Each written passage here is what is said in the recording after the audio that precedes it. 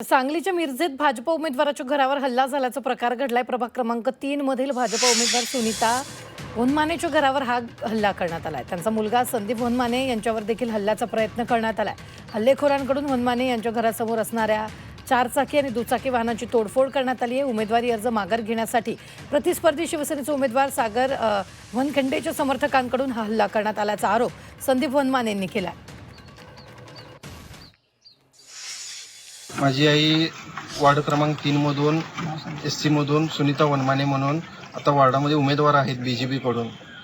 तर रात्रीच्या दरम्यान 12च्या दरम्यान गुंड प्रवृत्तीचे मर्डरमधले कुपवाडचे व खंडेराजुरीमधले निलेश गडदे, अतुल वायदंडे, शिवम चंदनशिवे ही लोक रात्री येऊन मला अर्ज उद्याच्या उद्या मागं घ्यायचं अशी मला धमकी देऊन रिव्हॉल्वर दाखवून व कोयत्याचा धाक दाखवून माझ्या मागे लागलेले।